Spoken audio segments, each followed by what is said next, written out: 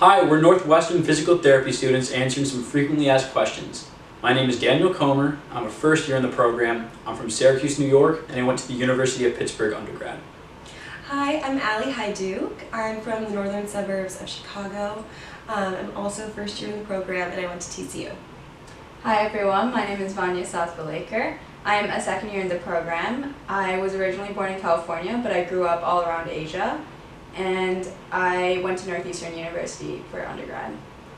Hi everyone, I'm Caitlin. I'm also a second year in the program. I'm originally from New York City and I went to Northeastern University. I chose Northwestern because of the large and diverse class size. However, even though we do have large class sizes, we're in small groups plenty and we get a lot of small individualized focus. I chose Northwestern because I was ready to get back to the Midwest, and I love the city of Chicago. I grew up around here, so I was ready to get back. I chose Northwestern because of how the academics are structured in terms of how cohesive the classes are with one another. I chose Northwestern for all the same reasons that they chose, but also because of the faculty. I felt like they were very welcoming when I came, and also seeing the community that Northwestern has between people in your cohort and then people in other cohorts as well. I felt very supported. So we are located in downtown Chicago, not Evanston. So we have close access to a bunch of hospitals: Shirley Ryan Ability Lab, Northwestern Memorial, Lurie's Children's Hospital. We offer clinicals through these places. We have synthesis projects, and our faculty, some of them are adjunct and they work through these hospitals. We're housed under the Feinberg School of Medicine, so we share a domain with the MD students, prosthetics and orthotics, the PA program, and genetic counseling. There's also easy access to buses and trains, so a lot of people don't live around the Streeterville area. We live around the whole city of Chicago, and it's nice and easy to get to campus. And people do a bunch of things for fun around here. There's a bunch of food. There's gyms nearby, so we offer a membership through the fitness formula clubs, and there's one in Gold Coast not too far away. So Streeterville is awesome, and I love going to school down in the heart of Chicago. As a first year, we are mostly in the classroom during lecture. So every day we typically have 2 classes in the morning, 2 hours. That'll last 8 a.m. to around noon. That's followed by a 1-hour lunch break every single day, which is really nice to get off campus, explore downtown, and then the afternoons look a little different based on the day. Monday, Wednesdays, Fridays, we'll have one or 2 classes ending the day around 3, and then Tuesday, Thursdays are typically our longer days. We'll end around 5 o'clock, capping off the day with 4 hours of anatomy, 2 hours of lecture, 2 hours of lab. And then from there, the evenings are kind of up for grabs, whether that's going to the library or just hanging out with roommates, being social. Looks different every week.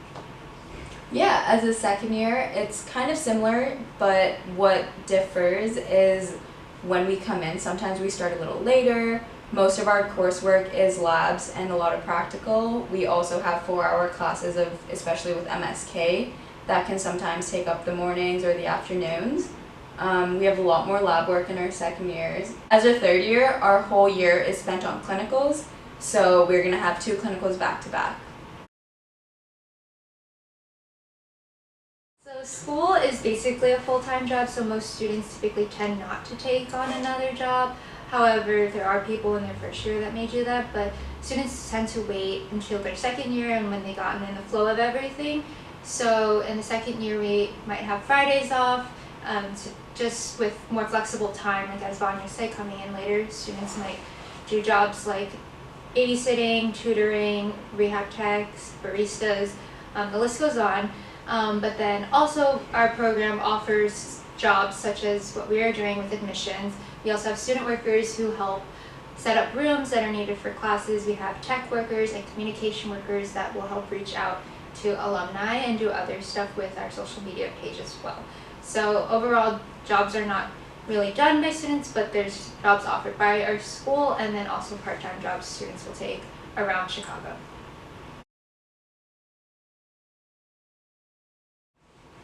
In terms of textbooks, most books are supplemental to the lectures. Also, professors will always post required readings on our Canvas page, which is accessible to every student. So if you do prefer to purchase a hard copy, I would say the expenses would be less than $100.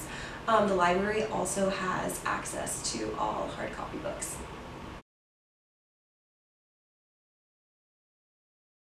So in the spring, you're going to be sent a housing spreadsheet where you can go and fill out information you may want in a roommate, information you may want in a place to live, areas you may want to live in, and if you find someone who has similar interests to you, you can go and live with them. So me in the program, I lived with 2 other people who had similar interests to me, and it worked out great. You also can find these people through the GroupMe, so we're going to have a GroupMe sent out to admitted students also in late spring where they can go and talk about certain things they're interested in. You can kind of measure people and meet friends through there. In terms of finding housing, our students are living all over Chicago.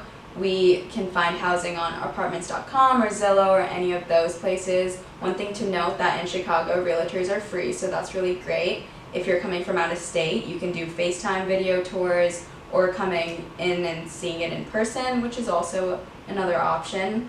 In terms of neighborhoods, people tend to live all around. We have some people in the suburbs. Typically, the further you go away from downtown, the cheaper the rent is.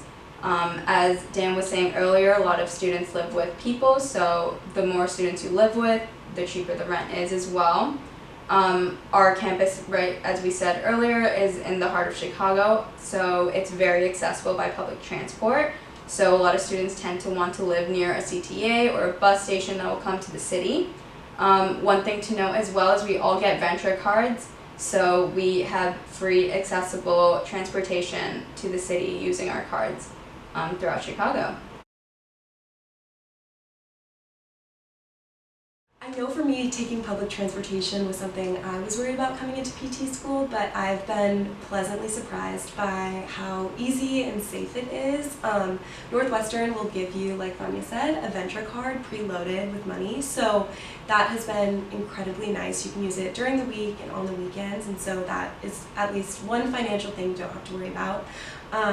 Typically, I would say for most students, the commute is around 30 minutes, give or take. Again, that just depends on how far away you live from Streeterville, where we're located. And taking either the train, or the bus, almost every station will drop you off. You'll be accessible right on Michigan Avenue, which is where we are. So it's just a brief walk. And yeah, some people choose to bike, take the Metro, drive, which Caitlin will talk about soon. So it's really just depending on where you live.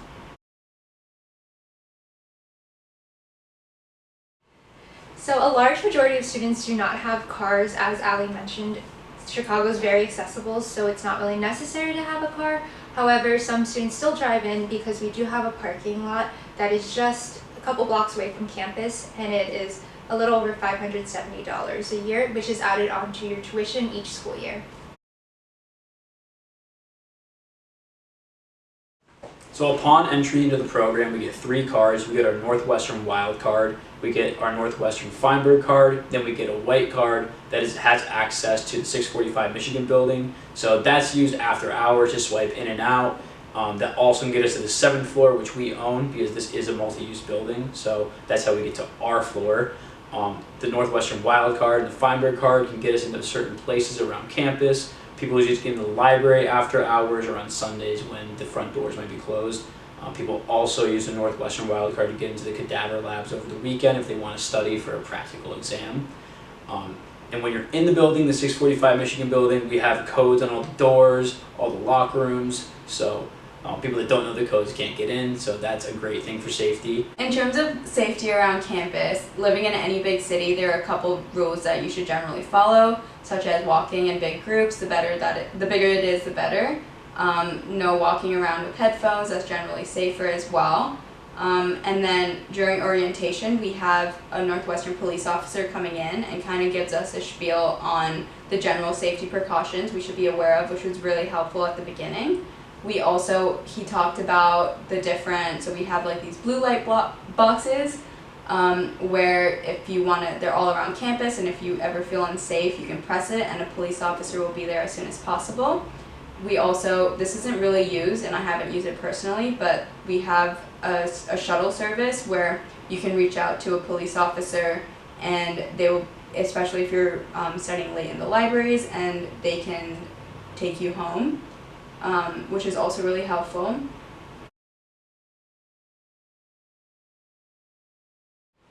So the amount of schools people typically apply to vary person by person. Some people might only apply to 1 or 2, but some might apply up to 12. It really just depends, but one thing to consider is the cost of each application. Some people might have fee waivers as well to help offload the cost of all those applications.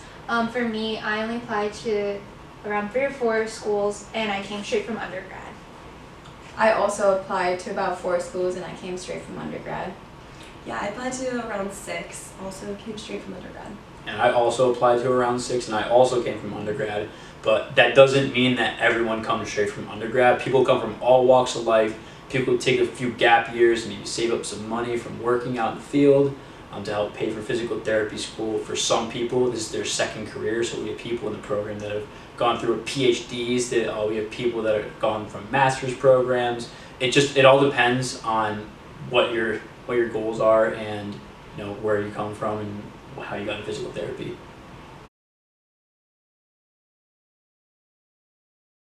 In terms of how we pick our clinicals, we have a standard wish list where we can rank our top 15 clinical sites, and it's a lottery system at that point. In terms of our requirements, so we have to do 1 outpatient, 1 inpatient, 1 orthopedic, 1 non-orthopedic, and then 1 of our clinicals has to be 50 miles outside of our 645, which is our address. In terms of how we apply, so we have applications for clinicals, we have first come first serve, which is basically a site that's open to all PT schools. We also have if we don't like any of the sites, we have the opportunity to request a new site, which is really great. So in terms of our PT experience, we're going to have 4 clinicals. So our first clinical will be at the end of our first year. Our second clinical is during the spring of our second year, and it's also about 6 weeks. So the first 2 clinicals are 6 weeks. And then in our third year, we have 2 clinicals back to back. So we have it at the fall of our third year, which is 13 weeks, and then the winter of our third year as well, which is another 13 weeks. So your schedule during clinicals really follows the schedule of your CI. So if they work an 8 to 5, let's say, 5 days a week, then you're following that schedule. If they work 4 days a week, 10-hour shifts, then you're following that as well. We don't take any classes during clinicals, so that's really important as well. But you do have check-ins with your CI every week at the end, just to make sure that you are progressing at an appropriate rate. And if you aren't, then they'll sit down and just chat with you about ways that you can improve. And then also during at least one of your clinicals, someone in the clinical education team will just check in on you as well. But when we do fill out forms every week, the clinical education team sees it, and if you want to reach out to them with any concerns or questions, they're always there for you. If you really liked one of your past clinicals, you're not allowed to go back, unfortunately. It is just because then there could be bias because then of your former CI, and then also just it is better for your learning experience to just get a wider breadth of different ways sites and states practice, just because everywhere is different. You're also not allowed to go to a site that you have previously worked at within the past 3 years. And then in terms of housing, so Northwestern does not provide housing for you when you go away on clinicals, so a lot of students will typically sublease, and they might join Facebook groups or other websites that might be catered more towards medical students or travel nurses that might need extended housing. People also tend to go on Airbnb and look at the extended stays. And then also the cohort's very collaborative as well, so sometimes students might tell someone else like, oh, I have family here living in the area that you're doing your clinical, and if you need housing, we're here to help. But overall, the clinical education team will try to help you and provide you the resources you might need to find the housing if you do not have. So although your first clinical experience as a first year isn't until the very end of the year, your entire first year you're preparing for that clinical experience. So that looks like having a multitude of didactic courses such as psychosocial aspect of human behavior and exam and evaluations. So those didactic classes will prepare you kind of for the conversational and also evaluation physical portion of seeing your first patient. And then also in your first year you have more experiences in the clinic, such as having one day where you are paired with a second year, and you in that second year are able to go into a clinic and work alongside a physical therapist and just kind of get your toes dipped into what a clinical experience will look like. And then at the end of your first year, you have your first clinical experience and you have all that didactic knowledge and experiences to prepare you for that.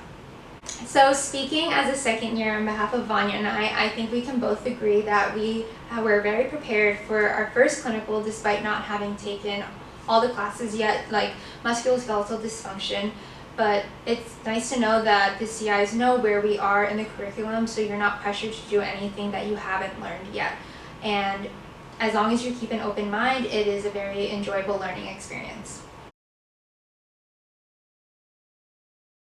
Coming into the program, some people know what they want to do in PT and some people don't. It's completely fine if you don't know what you want to do. It's actually great to come in with an open mind. We have requirements for our clinical experiences where you have to do one inpatient rotation, you have to do one outpatient rotation, one ortho, one non-ortho, and that exposes you to many different settings and physical therapy, and you may surprise yourself with something you might like. We also have special interest groups that can expose you to other different realms of physical therapy. So just to name a few, there's plenty others other than the ones I'm going to name. We have a sports one, we have acute care, we have pelvic health. And these we have meetings throughout the trimesters. They're usually at lunch, and speakers will come in. You can connect with other classmates who have similar interests with you. You can just explore these different realms and maybe make that decision of I might want to do this one realm that I didn't know I was interested in prior. Me personally, I don't really know what I want to do. I'm interested in sports and orthopedics right now, but that could change. I'm just in my first trimester, so I'm keeping an open mind with all the clinicals and things I'm going to do within the program. And then throughout your experience at Northwestern, we are also in groups called roadmaps, where we are in with a bunch of other students paired with an alumni, and we get to talk to the alumni about anything from resumes to their day in the lives. We see our alumni once every month, and we get to ask them all the questions we have. In our second years, we also have what we call electives, and we are in small group discussions with the faculty, and there's like a range of electives that we get to choose from, which also is another way to help us be more solid on what we are interested in PT. And in terms of my interests, I'm currently interested in pediatrics, but I also have an interest in sports, so. And then for me, I thought I was interested in sports coming in, but that completely changed starting talking to my roadmap leader. As Vanya mentioned, I'm now interested more in pelvic health, neuro, and pediatrics. And for me, again, I'm first year, so I'm still trying to figure out exactly what I want to do, but I'm interested in pediatrics and performing arts. So everything we learn in our curriculum is evidence-based practice. There's facts to why we are learning what we are learning and how they apply to certain populations. And then sometimes faculty will even use their own evidence in our research. It's really cool because we get to get ahead on some of the cutting edge research that other people might not know about. And then one unique factor about our program is that we do have a lot of pediatric physical therapists in our program, and not a lot of other programs have this. So if you want to get involved with research, the pediatric faculty will give you the opportunity to do so. And Vanya will talk about synthesis, but an example for me is my synthesis project is with physical therapists at Lurie Children's Hospital. Yeah, so synthesis is one of our research projects that we get to be involved in throughout our time at Northwestern. During your first year, towards the end of the first trimester, we have a synthesis fair where all the faculty members and people working at Shirley Ryan, any researchers working there will come and present. We get to pick about between 30 synthesis projects, and we get to rank our top 5. So I'm currently working over at Shirley Ryan, working with pediatrics as well. And what's really interesting too is some of the projects that you're working on, you have the opportunity to present that at CSM, which is the annual PT conference. And if you want to get more involved in research, your synthesis is very student driven. So if you want to get your name on some publication, you're allowed to ask the faculty you're working with and get more involved in that. And then at the end of your second year, you're also presenting your research to your peers and the cohort below you as well.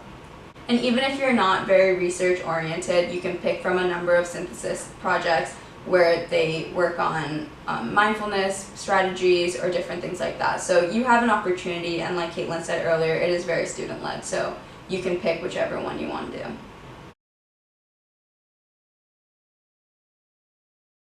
So upon entering the program, one piece of advice I would give myself is to relax.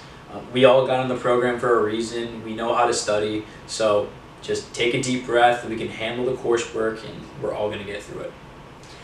Yeah, I think something I wish I told myself more in the beginning of the program was just you're running your own race. I think, being surrounded by such intelligent individuals and professors, you can get really caught up in just like, oh my gosh, I need to be on the same page as everyone else. But remembering, like our professors tell us all the time, like you're going to graduate PT school, you're going to become an amazing PT at the end of the day. So remembering like your learning process might look different, but you'll get through it at the end of the day and learn so much.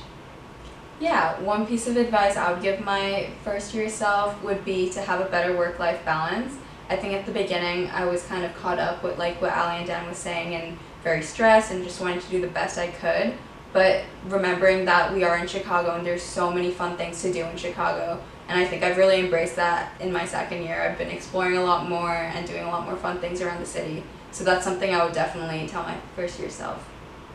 One piece of advice I would give myself, especially coming down into our last didactic trimesters, is really relying on your peers and faculty. Everyone here works together to help you succeed. Everyone wants to see you succeed. So leaning onto them when you need it and telling yourself it's okay to ask for help would be something I would tell myself. So this is the end of the video, but if you do have any other questions, feel free to email the admissions department. We also have all our emails on the ambassador page as well as other ambassadors on our team that you can connect to via email or Zoom.